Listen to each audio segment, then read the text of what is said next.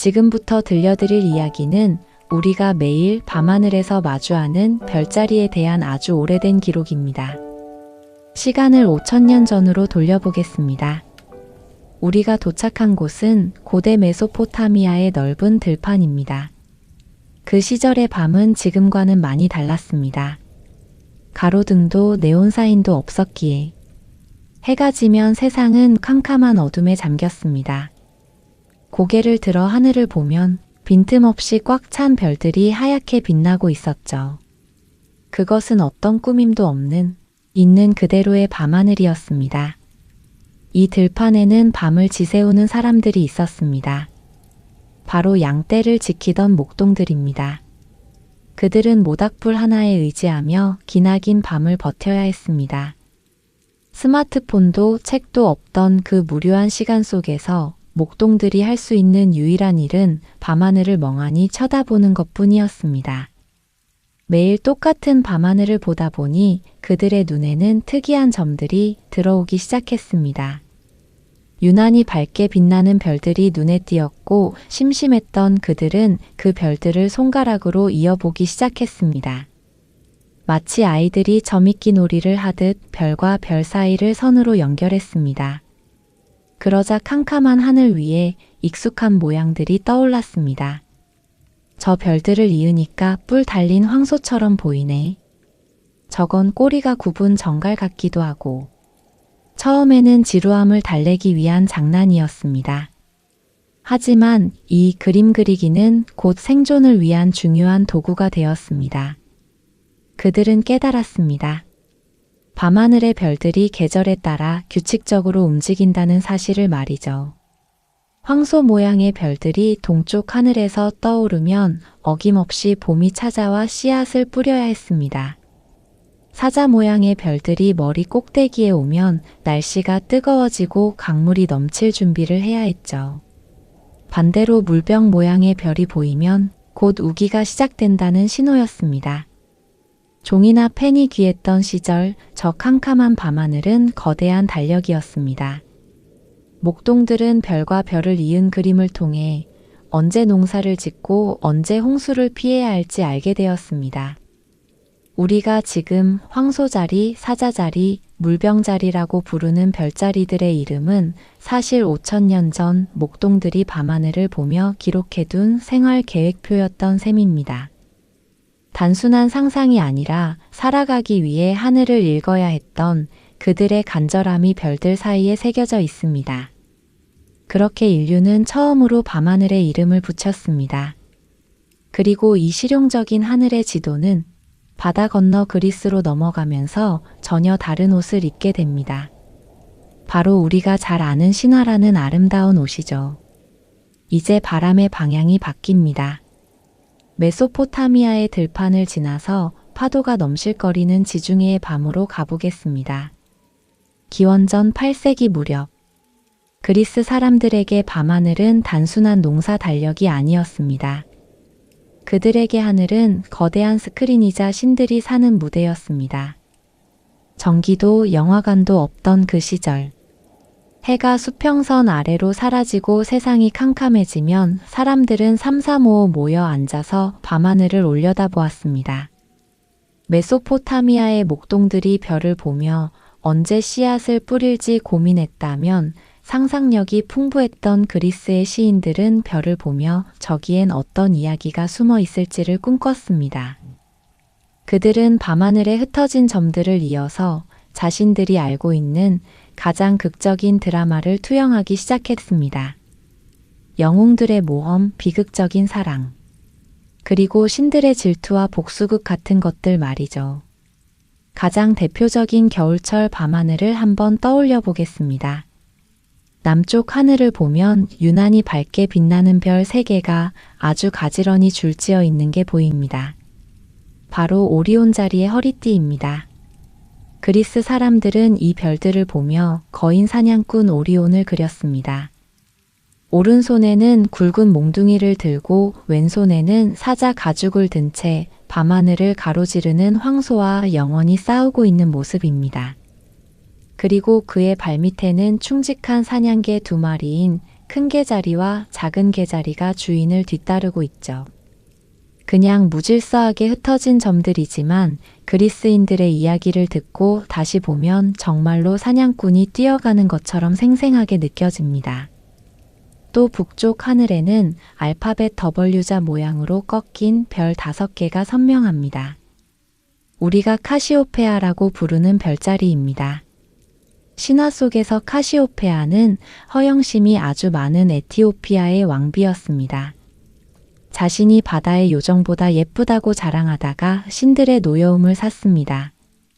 그 벌로 그녀는 의자에 꽁꽁 묶인 채 밤하늘에 매달리게 되었습니다.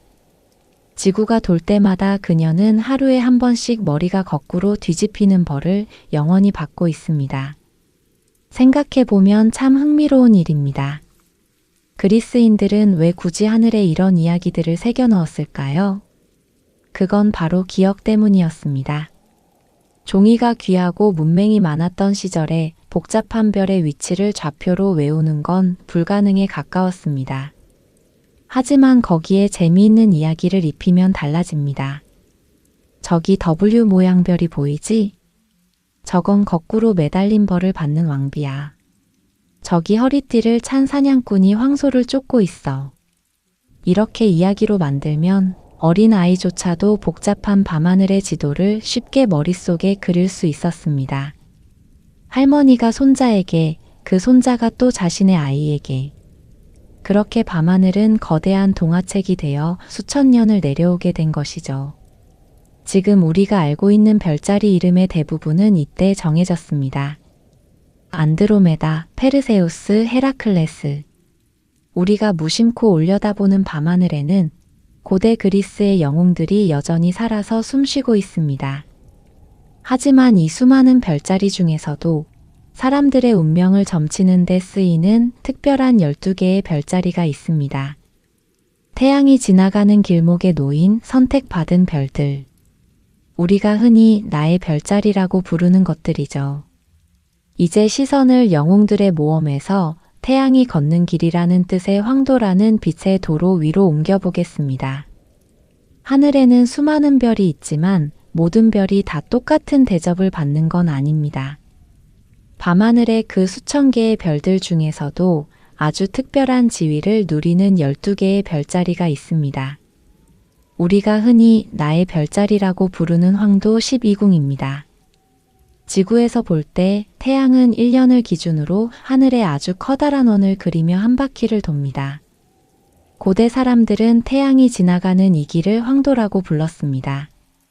마치 왕이 행차하는 길목에 12개의 성이 세워져 있고 태양은 한 달에 한 번씩 그 성에 머물다 가는 것과 같습니다.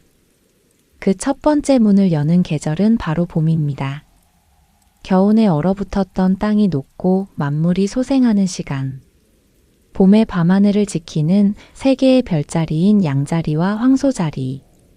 그리고 쌍둥이 자리의 이야기를 들려드리겠습니다. 먼저 3월의 하늘을 여는 양자리입니다. 서양의 점성술에서 1년의 시작은 1월 1일이 아니라 낮과 밤의 길이가 같아지는 춘분, 즉 3월 21일경입니다. 이때 태양은 양자리의 집에 머뭅니다. 신화 속에서 이 양은 평범한 양이 아닙니다. 온몸이 번쩍이는 황금 털로 뒤덮인 하늘을 나는 양이었습니다. 이 양은 계모의 괴롭힘을 받던 어린 남매 프릭소스와 헬레를 구하기 위해 제우스 신이 보낸 구조대였습니다. 아이들을 태우고 넓은 바다를 건너서 안전한 곳으로 데려다 준 이 황금 양은 그 공로를 인정받아 하늘의 별이 되었습니다. 그래서일까요? 양자리에 태어난 사람들에게서는 봄의 새싹 같은 에너지가 느껴집니다. 차가운 땅을 뚫고 나오는 강인한 생명력. 누구보다 먼저 시작하고 앞장서는 용기. 그것은 두려움 없이 바다를 건넜던 황금 양의 기억이 별빛을 타고 내려왔기 때문일지도 모릅니다. 봄이 조금 더 무르익어 4월이 되면 하늘에는 묵직하고 우아한 황소자리가 나타납니다. 밤하늘을 올려다보면 비자 모양의 뿔을 가진 황소의 얼굴이 붉은 눈을 반짝이고 있습니다. 그리스 신화에서 이 황소는 바람둥이 신 제우스가 변신한 모습입니다. 어느 날 제우스는 페니키아의 공주 에우로파의 아름다움에 반해버렸습니다. 그녀에게 접근하기 위해 제우스는 눈부시게 하얀 털을 가진 아주 순한 황소로 변신했죠. 황소의 아름다움에 마음을 뺏긴 공주가 등 위에 올라타자 황소는 그대로 바다를 건너서 크레타 섬으로 도망쳤습니다. 비록 납치극으로 시작된 사랑이었지만 황소 자리는 봄의 절정인 가장 풍요롭고 아름다운 시절을 상징합니다. 그래서 이 시기에 태어난 사람들은 아름다운 것을 사랑하고 느긋하며 평화를 즐기는 성품을 가졌다고 합니다. 마치 따뜻한 봄볕 아래서 한가롭게 풀을 뜯는 황소처럼 말이죠. 5월이 오고 봄바람이 부드러워지면 하늘에는 다정하게 어깨 동무를 한 쌍둥이 자리가 떠오릅니다. 밤하늘에서 가장 밝고 사이좋게 빛나는 두 개의 별, 카스토르와 폴룩스입니다. 이 둘은 스파르타의 왕비에게서 태어난 쌍둥이 형제였습니다. 하지만 형은 인간의 피를, 동생은 신의 피를 이어받았습니다. 인간인 형은 전쟁터에서 죽음을 맞이했지만 신의 아들인 동생은 죽을 수가 없었죠. 동생 폴룩스는 제우스에게 간청했습니다. 제 생명의 절반을 형에게 나눠주어서 우리 둘이 영원히 함께하게 해주세요. 그 우애에 감동한 제우스는 두 형제를 하늘로 올려 나란히 별자리로 만들어 주었습니다. 1년 중 절반은 땅 아래 저승에서 나머지 절반은 하늘 위에서 함께 지내도록 말이죠. 그래서 쌍둥이 자리의 계절에 태어난 사람들은 소통과 조화를 중요하게 여깁니다. 혼자 있는 것보다 누군가와 대화하는 것을 즐기고 바람처럼 자유로운 영혼을 가졌습니다. 서로 다른 두 세계를 오갔던 형제들처럼 그들은 유연하고 호기심이 많습니다. 양, 황소, 쌍둥이. 이렇게 봄의 별자리들은 생명, 사랑, 그리고 우애라는 따뜻한 단어들을 품고 있습니다. 겨울의 추위를 이겨내고 피어난 꽃들처럼 밤하늘의 가장 앞줄을 환하게 밝히고 있는 것이죠. 하지만 계절은 멈추지 않습니다. 태양은 이제 뜨거운 열기를 품고 여름의 문턱을 넘습니다. 봄의 따뜻함이 지나가고 공기 중에 조금씩 짙은 온기가 스며들기 시작합니다. 태양은 이제 1년 중 가장 높고 뜨거운 궤도를 향해 천천히 걸음을 옮깁니다. 여름입니다. 낮은 길어지고 숲의 색깔은 더없이 푸르고 깊어지죠. 하지만 뜨거운 해가 저물고 나면 여름밤은 우리에게 아주 부드럽고 시원한 위로를 건넵니다. 이 여름의 밤하늘을 수놓는 세 개의 별자리인 개자리, 사자자리, 그리고 처녀자리의 이야기를 이어가 보겠습니다. 6월의 끝자락인 초여름의 밤하늘에는 작고 희미하지만 아주 단단한 마음을 가진 개자리가 떠오릅니다. 개자리는 밤하늘에서 아주 눈에 띄는 밝은 별자리는 아니지만 그 안에 담긴 이야기는 무척이나 애틋합니다. 신화 속에서 이 개는 영웅 헤라클레스와 싸우던 거대한 물뱀인 히드라의 오랜 친구였습니다. 헤라클레스가 자신의 친구를 공격하자 늪에 살던 작은 개 한 마리가 친구를 돕기 위해 용감하게 나섰습니다. 개는 헤라클레스의 발가락을 힘껏 물었지만 결국 헤라클레스의 발에 박혀 목숨을 잃고 맙니다. 신들의 여왕 헤라는 비록 작고 힘없는 존재지만 친구를 위해 기꺼이 목숨을 바친 그 헌신에 감동을 받게 됩니다. 그래서 그 작은 개를 하늘로 올려보내 영원히 빛나는 별자리로 만들어 주었죠. 단단한 껍질 속에 아주 여리고 따뜻한 속살을 숨기고 있는 개처럼 개자리 달에 태어난 사람들은 겉으로는 조용하고 낯을 가리는 것처럼 보여도 마음속에는 누구보다 깊은 애정과 보호 본능을 품고 있습니다. 자신이 사랑하는 사람과 자신의 울타리 안에 있는 사람들을 끝까지 지켜내는 든든한 방패 같은 따뜻함을 지녔습니다. 태양이 가장 뜨겁게 타오르는 7월의 한가운데가 되면 하늘에는 맹수들의 왕인 사자자리가 위풍당당하게 그 모습을 드러냅니다. 밤하늘을 올려다보면 사자의 심장 위치에서 푸른빛으로 맑게 빛나는 레골루스라는 별을 볼 수 있습니다.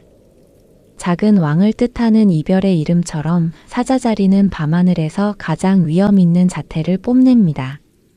신화 속의 이 사자는 네메아의 숲에 살며 어떤 무기로도 가죽을 뚫을 수 없었던 무적의 사자였습니다. 결국 헤라클레스와 결투 끝에 쓰러졌지만 신들의 왕 제우스는 그 사자의 엄청난 용맹함을 기리기 위해 밤하늘의 한가운데에 자리를 내어주었습니다. 태양이 뿜어내는 강렬한 에너지를 그대로 물려받은 걸까요? 사자자리의 계절에 태어난 사람들은 한여름의 태양처럼 밝고 당당하며 생명력이 넘칩니다. 어디서나 사람들의 시선을 사로잡고 어두운 주변을 환하게 밝히는 긍정적인 힘을 가지고 있습니다. 매미 소리가 잦아들고 밤 공기가 제법 선선해질 무렵, 여름의 끝과 가을의 시작을 이어주는 다리 위에 조용하고 우아한 처녀자리가 나타납니다. 처녀자리는 손에 눈부신 보리 이삭을 쥐고 있는 아름다운 여신의 모습입니다. 이 여신은 세상의 끝까지 남아 사람들에게 선의를 가르치려 했던 정의의 여신 아스트라이아라고도 하고 대지의 여신 데메테르라고도 합니다. 처녀자리의 손에 들린 가장 밝은 별 스피카는 가을의 풍성한 수확을 의미합니다. 뜨거웠던 여름의 열기를 차분하게 식히고 곡식이 여물어가는 것을 꼼꼼하게 돌보는 여신의 부드러운 손길이죠. 그래서 처녀자리에 태어난 사람들은 여신의 섬세함과 차분함을 고스란히 닮았습니다. 어수선한 것들을 가지런히 정리하고 상황을 현명하게 살피며 다른 사람들을 위해 조용히 배려하는 마음을 가졌습니다. 화려하게 눈에 띄려고 나서지는 않지만 세상을 돌아가게 만드는 아주 소중하고 결실 있는 능력을 품은 사람들이죠. 작은 개의 우정, 위풍당당한 사자의 열정, 그리고 처녀의 섬세한 수학. 여름의 별자리들은 이렇게 가슴 따뜻해지는 이야기들을 품고 있습니다. 이제 맹렬했던 태양도 조금씩 그 고개를 숙이기 시작합니다. 바람의 온도가 확연히 달라지고 나무들이 조금씩 옷을 갈아입을 준비를 하는 시간. 우리는 이제 깊어가는 가을의 밤하늘로 천천히 걸음을 옮겨보겠습니다. 하늘은 한없이 높고 투명해지며 밤은 낮보다 조금씩 더 길어지기 시작하죠. 가을입니다. 깊어가는 가을의 길목을 지키는 세 개의 별자리, 천칭자리, 정갈자리, 그리고 사수자리의 이야기를 펼쳐보겠습니다. 9월의 끝자락인 낮과 밤의 길이가 정확히 같아지는 추분의 하늘에는 천칭자리가 떠오릅니다. 황도 12궁 중에서 유일하게 동물이나 사람이 아닌 사물의 모습을 한 별자리입니다. 이 저울은 바로 앞서 여름의 끝을 장식했던 정의의 여신 아스트라이아가 들고 있던 선악의 저울입니다. 신화 속에서 인간들의 욕심이 넘쳐나 세상이 혼탁해졌을 때 다른 신들은 모두 실망하여 하늘로 떠나버렸지만 여신은 끝까지 지상에 남아서 이 저울로 사람들의 선악을 공평하게 달아보려 했습니다. 하지만 결국 여신마저 하늘로 올라가 처녀자리가 되었고 그녀가 들고 있던 저울 역시 주인을 따라서 밤하늘의 천칭자리가 된 것이죠. 낮과 밤의 무게가 완벽한 균형을 이루는 가을의 시작. 그래서 이 천칭자리의 달에 태어난 사람들은 그 저울을 꼭 닮아 있습니다. 어느 한쪽으로 치우치지 않는 평상심. 다툼보다는 대화로 평화를 이끌어내는 부드러운 중재자의 모습입니다. 아름다운 조화를 사랑하고 타인과의 관계 속에서 가장 우아한 균형을 찾아내는 지혜를 가졌지요. 바람이 한층 더 차가워지는 10월의 늦가을 밤. 남쪽 하늘 낮게 아주 거대하고 신비로운 별자리가 웅크리고 있습니다. 바로 정갈자리입니다. 이 정갈의 가슴 한가운데에는 안타레스라는 붉은 별이 심장처럼 쿵쾅거리며 빛나고 있습니다. 신화 속에서 이 정갈은 자신이 세상에서 가장 강하다고 자만하던 사냥꾼 오리온에게 겸손을 가르치기 위해 대지의 여신 가이아가 보낸 자객이었습니다. 아무리 힘센 거인이라도 작고 조용한 정갈의 독침 앞에서는 무릎을 꿇을 수밖에 없었죠. 재미있게도 밤하늘에서 정갈자리가 동쪽에서 떠오를 때면 오리온자리는 두려움에 떨며 서쪽 하늘 아래로 숨어버리듯 져버립니다. 두 별자리는 같은 하늘에서 만날 수 없도록 영원히 반대편에 배치되었기 때문입니다. 정갈자리의 계절에 태어난 사람들은 겉보기에는 아주 조용하고 차분해 보입니다. 하지만 그들의 내면 깊은 곳에는 안타레스의 붉은 빛처럼 강렬하고 신비로운 열정이 숨쉬고 있죠. 쉽게 속마음을 드러내지 않지만 한 번 마음을 준 사람이나 일에 대해서는 엄청난 집중력과 무한한 애정을 쏟아붓는 깊고 매력적인 영혼의 소유자들입니다. 그리고 11월. 나무들이 잎을 모두 떨구고 다가올 겨울을 준비할 무렵. 밤하늘의 은하수 중심을 향해 팽팽하게 활시위를 당기고 있는 사수자리 혹은 궁수자리가 나타납니다. 상반신은 활을 든 사람이며 하반신은 말의 모습을 한 지혜로운 켄타우로스 케이론의 별자리입니다.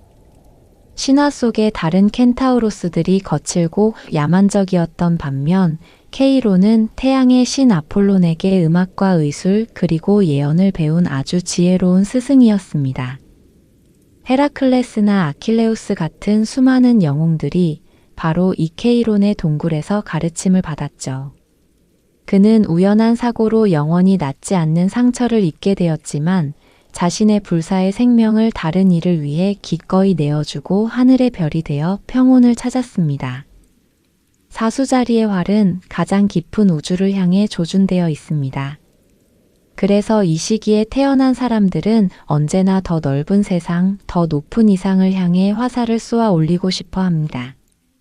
틀에 얽매이는 것을 싫어하고 새로운 지식과 여행을 갈망하는 자유로운 탐험가들이죠. 마치 거침없이 들판을 내달리는 말의 다리와 우주의 진리를 꿰뚫어보는 현자의 눈을 동시에 가진 것처럼 말입니다. 균형을 잡는 저울과 깊은 내면을 들여다보는 정갈, 그리고 더 넓은 세상을 향해 쏘아 올린 화살. 가을의 별자리들은 이렇게 우리 삶의 철학과 지혜를 밤하늘에 수놓고 있습니다. 이제 밤은 1년 중 가장 길어지고 입김이 하얗게 흩어지는 진짜 겨울의 문턱에 다다랐습니다. 세상의 모든 것들이 조용히 숨을 죽이는 계절. 우리는 이제 차갑고도 투명한 겨울의 별들을 만나러 가보겠습니다. 공기가 한결 더 차가워졌습니다. 세상의 모든 생명들이 잎을 떨구고 깊고 고요한 잠에 빠져드는 시간. 입김이 하얗게 흩어지는 진짜 겨울이 찾아왔습니다. 1년 중 밤이 가장 길어지는 이 계절은 어쩌면 별을 보기에 가장 좋은 시간이기도 합니다. 차가운 공기는 먼지를 가라앉히고 하늘을 한없이 투명하게 만들어주기 때문이죠. 겨울의 별자리인 염소자리, 물병자리, 그리고 물고기 자리의 이야기를 들려드리겠습니다. 12월의 끝자락인 한 해를 마무리하고 새로운 해를 맞이하는 하늘에는 염소자리가 조용히 빛나고 있습니다. 자세히 들여다보면 이 염소는 조금 특이한 모습을 하고 있습니다. 상반신은 뿔이 달린 염소인데 하반신은 물고기의 꼬리를 하고 있죠. 신화 속에서 이 별자리의 주인공은 숲의 정령이자 목동들의 수호신인 판입니다. 어느 날 신들의 평화로운 잔치에 갑작스러운 불청객이 쳐들어와 모두가 도망쳐야 했을 때 판은 주문을 외우며 강물로 뛰어들었습니다. 하지만 너무 서두른 나머지 물에 잠긴 아랫부분만 물고기로 변하고 물 위로 내놓은 윗부분은 염소의 모습 그대로 남게 되었죠. 비록 우스꽝스러운 모습이 되었지만 그는 도망치는 와중에도 끝까지 피리를 불어 다른 신들이 안전하게 피할 수 있도록 도왔습니다. 제우스는 그 희생정신을 가상히 여겨 독특하고 아름다운 모습으로 밤하늘의 별자리로 새겨주었습니다. 염소자리의 달에 태어난 사람들은 끈기와 책임감을 그대로 물려받았습니다. 가파른 산봉우리를 묵묵히 오르는 염소의 인내심과 깊은 물속을 유연하게 헤엄치는 하반신의 부드러움을 동시에 가졌죠. 겉으로는 누구보다 단단하고 책임감 있어 보이지만 내면에는 아주 깊고 섬세한 감정의 바다가 흐르고 있는 사람들입니다. 한겨울의 추위가 절정에 달하는 1월의 하늘에는 물병자리가 나타납니다. 아름다운 소년이 커다란 물병을 어깨에 메고 끝없이 맑은 물을 쏟아내고 있는 모습입니다. 이 소년의 이름은 가니메데. 그는 세상에서 가장 아름다운 인간이었습니다. 신들의 왕 제우스는 그의 맑고 순수한 영혼에 반해 그를 독수리에 태워서 하늘로 데려왔습니다. 그리고 신들의 연회에서 영원한 젊음을 주는 생명의 물, 넥타르를 따르는 고귀한 임무를 맡겼죠. 소년이 병에서 쏟아내는 그 신비로운 물은 메마른 대지를 적시고 사람들의 마음에 지혜와 평화를 가져다 준다고 합니다. 그래서일까요? 물병자리에 태어난 사람들은 마치 맑은 물처럼 투명하고 자유로운 영혼을 가졌습니다. 고여있는 것을 싫어하고 언제나 새로운 생각과 독창적인 시선으로 세상을 바라보죠.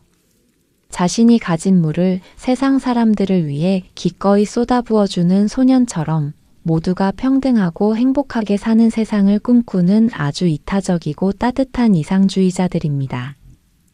이제 겨울에 얼었던 강물이 조금씩 녹기 시작하는 2월의 하늘입니다. 태양의 1년짜리 긴 여행을 마무리하는 마지막 12번째 집. 물고기 자리가 밤하늘을 수놓습니다. 두 마리의 물고기가 은빛 끈으로 서로의 꼬리가 단단히 묶인 채 다정하게 헤엄치는 모습입니다. 두 물고기는 미의 여신 아프로디테와 그녀의 귀여운 아들 에로스입니다. 괴물을 피해서 깊은 강물 속으로 뛰어들어야 했을 때 어머니 아프로디테는 거센 물살 속에서 사랑하는 아들의 손을 놓치지 않기 위해 서로의 발목을 튼튼한 리본으로 묶었습니다. 두려움 속에서도 절대 떨어지지 않으려는 애틋한 모성애와 끈끈한 사랑이 그대로 밤하늘에 빛나는 물고기 자리가 되었습니다. 황도 12궁의 가장 마지막 별자리인 물고기 자리에 태어난 사람들은 앞선 11개 별자리의 모든 감정을 조금씩 다 이해하는 거울 같은 마음을 가졌습니다. 타인의 아픔을 자신의 것처럼 공감하고 그 어떤 상처도 부드럽게 안아주는 무한한 사랑과 자비심을 품고 있죠. 서로를 묶은 저 은빛 끈처럼 사람과 사람 사이에 보이지 않는 마음을 이어주는 가장 다정하고 낭만적인 영혼들입니다. 이렇게 태양은 봄의 양자리에서 시작해 겨울의 물고기 자리에서 한 해의 긴 여정을 마칩니다. 당신의 별자리는 어느 계절, 어떤 하늘에 머물고 있었나요? 태양을 따라 걷던 12개의 성 황금빛 길의 여행이 모두 끝났습니다. 어쩌면 밤하늘은 우리 모두의 생일 축하 파티가 매일 밤 열리고 있는 거대한 우주의 축제장일지도 모르겠습니다. 우리는 잠시 하늘의 길을 벗어나 망망대해 위에 떠있는 외로운 배 한 척으로 시선을 옮겨보겠습니다. 그곳에는 세상이 아무리 변해도 언제나 같은 자리에서 흔들림 없이 빛나는 단 하나의 별이 있습니다. 육지에서 멀리 떨어진 망망대해. 사방을 둘러봐도 보이는 건 오직 짙은 어둠과 검은 물결뿐입니다. 도로의 표지판도 발밑의 길도 없는 바다 위에서 밤을 맞이해야 했던 고대의 뱃사람들. 나침반도 GPS도 없던 그 아득한 시절에 그들이 유일하게 의지할 수 있는 건 오직 머리 위로 펼쳐진 하늘뿐이었습니다. 밤하늘의 별들은 지구의 움직임에 따라 매일 동쪽에서 떠올라 서쪽으로 집니다. 계절이 바뀌면 하늘을 채우는 별자리들의 얼굴도 모두 달라지죠. 그렇게 모든 것이 끊임없이 움직이고 흘러가는 하늘에서 옛사람들은 밤을 새며 하늘을 관찰하다가 아주 경이로운 사실을 하나 발견합니다. 수천, 수만 개의 별들이 커다란 원을 그리며 자리를 이동하는 동안 하늘의 가장 높은 곳에서 단 한 발자국도 움직이지 않는 별이 하나 있었던 겁니다. 마치 누군가 밤하늘의 단단한 못을 박아 고정해 둔 것처럼 언제나 같은 자리를 지키고 있는 단 하나의 별. 바로 북극성입니다. 재미있는 건 북극성이 밤하늘에서 가장 밝은 별은 아니라는 점입니다. 오히려 다른 화려한 별들에 비하면 작고 수줍게 빛나는 평범한 별에 가깝죠. 그래서 사람들은 밤바다에서 이 북극성을 단번에 찾아내기 위해 하늘에 아주 커다란 이정표를 그렸습니다. 우리에게 너무나 친숙한 모양, 바로 7개의 별이 모여 만든 북두칠성입니다. 서양에서는 북두칠성을 큰곰자리라고 부릅니다.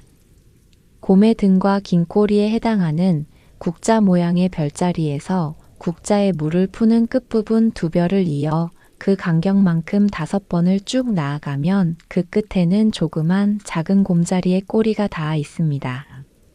그리고 그 꼬리 끝에서 아주 고요하게 빛나는 별이 바로 북극성입니다. 뱃사람들은 거센 파도가 치고 바람이 부는 두려운 밤에도 가장 먼저 하늘에서 이 커다란 국자 모양을 찾았습니다. 그리고 그 끝을 따라가 흔들림 없이 빛나는 작은 별을 확인하는 순간 안도의 한숨을 내쉬었죠. 아, 저기가 북쪽이구나. 흔들리는 건 배일 뿐 우리는 올바른 길로 가고 있어.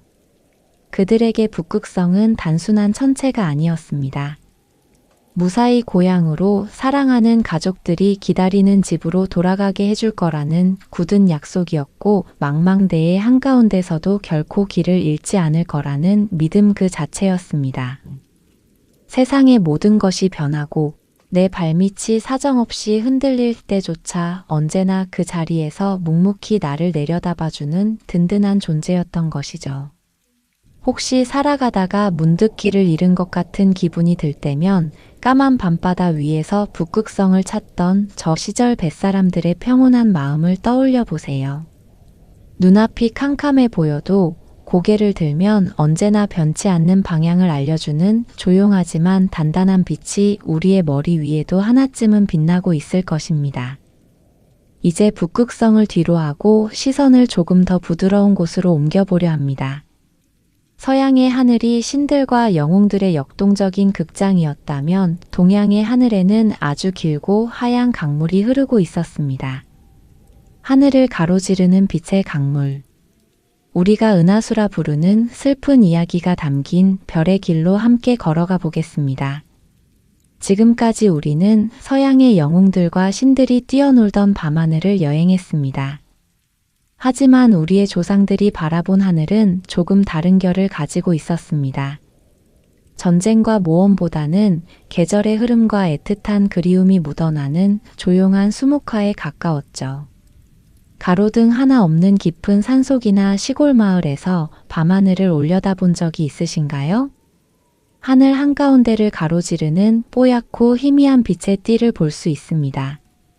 서양 사람들은 이 수많은 별의 무리를 우유가 쏟아진 길이라고 하여 밀키웨이라고 불렀지만 우리 조상들은 이것을 하늘에 흐르는 은빛 강물 은하수라고 불렀습니다. 우리나라에서는 아주 오래전부터 전해 내려오는 슬프지만 아름다운 2별이 있습니다. 여름밤 하늘을 올려다보면 강물 이쪽과 저쪽에서 유난히 밝게 빛나는 2개의 별을 찾을 수 있죠. 바로 은하수 서쪽에서 눈부시게 빛나는 직녀성 베가와 강 건너 동쪽에서 묵묵히 자리를 지키는 견우성 알타이르입니다. 옛날 이야기 속에서 직녀는 하늘나라 왕의 손녀로 배를 아주 잘 짜는 아름다운 여인이었습니다. 그리고 견우는 성실하게 소를 모는 착한 청년이었죠. 2 사람은 사랑에 빠져 부부가 되었지만 서로에게 너무 깊이 빠진 나머지 자신들이 해야 할 일을 잊고 말았습니다. 배틀에는 먼지가 쌓이고 소들은 굶주렸습니다. 크게 노한 하늘의 왕은 2 사람을 은하수라는 넓은 강을 사이에 두고 뚝 떨어뜨려 놓았습니다. 아무리 손을 뻗어도 닿을 수 없는 먼 거리. 그들은 매일 밤마다 은하수 너머로 서로를 바라보며 하염없이 눈물만 흘려야 했습니다. 밤하늘에서 견우성과 직녀성 사이에 흩뿌려진 수많은 작은 별들은 어쩌면 2 사람이 흘린 눈물 방울일지도 모르겠습니다. 하지만 이 이야기가 그저 슬픔으로만 끝나는 것은 아닙니다. 1년에 단 한 번 음력 7월 7일 칠성날이 되면 아주 놀라운 일이 벌어지죠. 두 사람의 안타까운 눈물이 땅으로 떨어져 홍수가 나자 지상의 까마귀와 까치들이 하늘로 날아올라 은하수 위로 거대한 다리를 만들어 줍니다. 이것이 바로 그 유명한 오작교입니다. 여름밤 하늘을 자세히 보면 견우와 직녀 사이를 가로지르는 은하수 한가운데에 날개를 활짝 편 새 모양의 별자리가 하나 있습니다. 바로 백조자리입니다. 동양의 사람들은 이 백조자리의 별들을 보며 견우와 직녀를 이어주기 위해 날아오른 까치와 까마귀의 다리를 상상했던 겁니다. 1년이라는 아주 긴 기다림. 그리고 단 하루의 짧은 만남. 비록 다음 날이면 다시 헤어져야 하지만 두 별은 칠성날이 지나면 다시 묵묵히 자신의 자리로 돌아가 각자의 빛을 냅니다. 언젠가 다시 만날 수 있다는 흔들리지 않는 희망이 있기 때문이겠죠. 우리가 가끔 밤하늘을 보며 이유 모를 아련함이나 위로를 받는 이유는 수천 년 전 별들을 바라보며 이야기했던 옛사람들의 마음이 여전히 그 별빛 속에 머물러 있기 때문일지도 모릅니다. 혹시 창밖으로 보슬보슬 비가 내리는 소리를 들으며 잠을 청해본 적이 있으신가요? 칠성날 아침에 내리는 비는 두 사람이 만나서 흘리는 기쁨의 눈물이고 다음날 아침에 내리는 비는 아쉬운 이별의 눈물이라고 합니다. 이제 우리의 시선은 오래된 신화의 강물을 지나 인류가 한 번도 가보지 못했던 미지의 바다로 향합니다. 북쪽 하늘의 별들에만 익숙해져 있던 사람들이 거대한 돛을 올리고 적도를 넘어 남쪽으로 내려가게 됩니다. 그때 그들의 머리 위에는 완전히 낯선 새로운 별들이 기다리고 있었습니다. 신화 속 영웅들 대신 망원경과 시계 같은 새로운 도구들이 밤하늘에 새겨지기 시작한 대항해 시대. 이제 우리는 남반구의 밤하늘로 천천히 항해를 시작해 보겠습니다. 수천 년 동안 인류가 올려다본 하늘은 언제나 같은 얼굴이었습니다. 오리온이 사냥을 하고 카시오페아가 매달려 있는 북반구의 밤하늘이었죠. 하지만 시간이 흘러 15세기. 거대한 돛을 올리고 미지의 바다를 향해 나아가는 대항해 시대가 열렸습니다. 선원들은 육지를 뒤로 한 채 적도를 넘어 아주 깊은 남쪽으로 배를 몰았습니다. 고향을 떠나 망망대해를 가로지르던 어느 맑은 밤. 갑판에 누워 고개를 들어 올린 선원들은 아주 낯선 풍경을 마주하게 됩니다. 평생을 의지했던 북극성도 익숙했던 북두칠성도 지평선 너머로 완전히 사라져 버렸죠. 그 대신 머리 위에는 태어나서 단 한 번도 본 적 없는 이름 모를 새로운 별들이 쏟아질 듯 빛나고 있었습니다. 그것은 수천 년 동안 인류의 손길이 닿지 않은 거대한 우주의 빈 캠퍼스였습니다. 남반구의 밤하늘 아래서 사람들은 다시 한번 별과 별을 잇기 시작했습니다. 고대의 양치기들이 그랬던 것처럼 말이죠. 하지만 이번에 하늘에 그려진 그림들은 신화 속의 영웅이나 무서운 괴물들이 아니었습니다. 남쪽 하늘의 별자리를 만든 사람들은 17세기와 18세기의 항해사들과 천문학자들이었습니다. 그들은 과학과 이성의 시대라는 새로운 물결 한가운데 서 있었죠. 그래서 그들은 전설 속 이야기 대신 거친 바다에서 자신들의 목숨을 지켜주었던 고마운 도구들, 그리고 인간의 세상을 넓혀준 위대한 발명품들을 하늘에 새겨넣기로 합니다. 남쪽 밤하늘을 찬찬히 둘러보면 우리의 일상을 바꾼 조용한 사물들이 별빛으로 빛나고 있습니다. 캄캄한 어둠 속에서 흔들림 없이 북쪽을 가리켜주던 나침반자리. 인간의 눈으로는 닿을 수 없는 아주 먼 우주를 눈앞으로 당겨 보여준 망원경자리. 규칙적으로 똑딱거리며 긴 항해의 시간을 기록해주던 시계자리. 심지어 눈에 보이지 않는 아주 작은 생명의 세계를 열어준 현미경 자리도 있습니다. 누군가는 밤하늘의 시계나 현미경이라고 하니 신화에 비해 너무 딱딱하고 낭만이 없는 것 아니냐고 생각할지도 모릅니다. 하지만 빛 한 점 없는 바다 한가운데서 목숨을 걸고 파도와 싸우던 사람들에게 나침반과 시계는 신화 속 어떤 영웅보다도 더 절실하고 위대한 수호천사였을 겁니다. 그들은 미지의 세계를 개척해준 투박한 도구들에게 감사의 마음을 담았습니다. 그리고 영원히 지워지지 않는 우주의 천장에 그 모양을 조심스럽게 그려 넣은 것이죠. 고대 메소포타미아 목동들의 달력에서 지중해의 아름다운 신화, 그리고 대항해 시대의 망원경과 시계까지 이제 지구 전체를 감싸고 있는 밤하늘은 인류가 지나온 모든 시간의 발자취를 담아낸 아주 거대하고 둥근 역사책이 되었습니다. 하지만 시간이 흐르면서 하늘에는 크고 작은 문제가 생기기 시작했습니다. 너도 나도 밤하늘에 자신만의 별자리를 그려 넣다 보니 그 넓던 하늘이 너무 복잡해져 버린 것이죠. 똑같은 별을 두고 어떤 나라는 다르게 부르고 이웃한 별자리들끼리 서로 선을 넘나들며 뒤엉키기 시작했습니다. 어지러워진 밤하늘의 주소를 깔끔하게 정리해야 할 시간이 온 겁니다.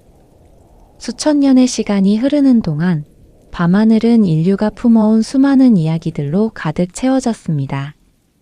고대의 목동들이 그린 동물들, 그리스 시인들이 노래한 신화, 그리고 항해사들이 조심스레 새겨 넣은 도구들까지 마치 세상의 모든 기억을 모아둔 거대한 다락방처럼 하늘은 점점 더 빼곡해졌죠.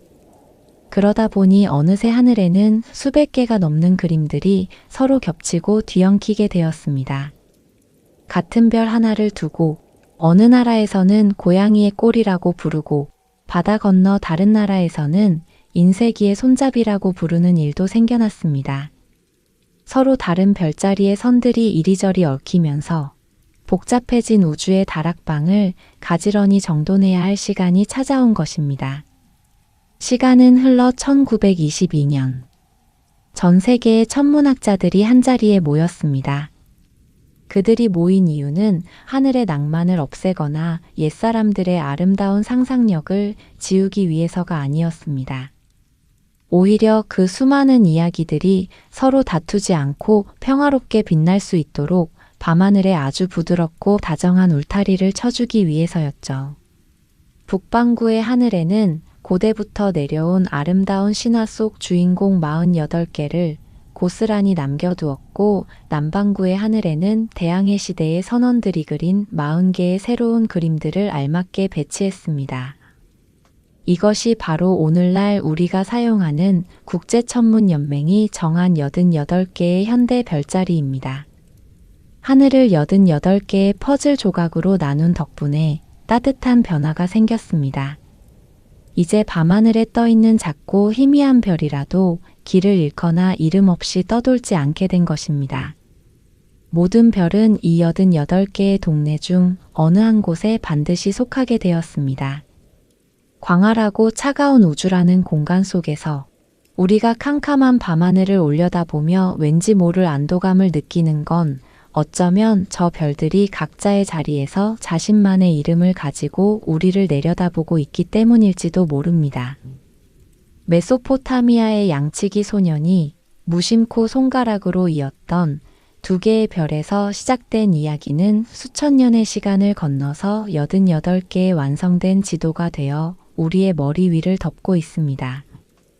당신이 태어난 날을 지켜주던 수호 별자리부터 망망대해의 길잡이가 되어준 북극성, 그리고 슬픈 사랑을 속삭이던 은하수 너머의 별들까지 이 모든 이야기들이 지구 전체를 따뜻하게 감싸 안고 있습니다. 우리는 왜 그토록 아득하고 먼 별을 보며 위로를 받는 걸까요? 우주가 우리에게 건네는 가장 아름답고 철학적인 진실 하나를 들려드리며 별자리 이야기를 닫아보려 합니다. 목동들의 달력에서 시작해 신화 속 영웅들을 거쳐 망망대해의 항해 도구들을 지나 마침내 88개의 구역으로 정돈된 밤하늘까지. 우리는 아주 긴 시간 동안 인류가 밤하늘에 남긴 궤적을 따라왔습니다. 인류는 왜 저 아득한 우주의 불빛에 의미를 부여해 온 걸까요? 현대의 천문학은 밤하늘의 별과 우리가 물리적으로 아주 긴밀하게 연결되어 있다는 사실을 밝혀냈습니다. 아주 먼 옛날, 우주 초기에 태어났던 거대한 별들은 수명이 다해 폭발하면서 우주 공간으로 수많은 원소들을 흩뿌렸습니다. 그때 별들의 자네들이 우주를 떠돌다 뭉쳐져 지구를 이루고 생명체의 기반을 형성했습니다. 우리의 뼈를 단단하게 구성하는 칼슘, 혈액을 붉게 물들이며 산소를 운반하는 철분 등 인체를 이루는 핵심 원소들은 모두 수십억 년 전 어느 별의 내부에서 만들어진 것들입니다. 생물학적이고 물리적인 관점에서 볼 때 인류는 아주 오래전 폭발했던 별들의 먼지로 이루어진 존재입니다. 우리가 캄캄한 밤하늘을 올려다볼 때 느끼는 경이로움은 단순히 시각적인 아름다움 때문만은 아닐 것입니다. 그것은 우주의 아주 작은 조각인 우리가 자신이 태어난 거대한 우주의 기원을 바라보는 과정일지도 모릅니다. 수천 년 전 별과 별을 이어 그림을 그리고 이름을 붙였던 고대인들의 발자취는 어쩌면 우주의 파편으로 만들어진 생명체가 다시 밤하늘을 이해하고 기록하려 했던 기나긴 역사일 것입니다. 문명이 탄생하고 수많은 시대가 저물어가는 동안에도 머리 위의 별들은 변함없이 그 자리를 지켜왔습니다. 인류가 하늘에 새겨놓은 이 88개의 별자리 지도는 아주 오랫동안 우리의 곁에서 밤하늘을 안내할 것입니다. 오늘 밤 캄캄한 하늘을 상상해 보시며 그 속에 담긴 수천 년의 거대한 시간도 함께 느껴보시길 바랍니다.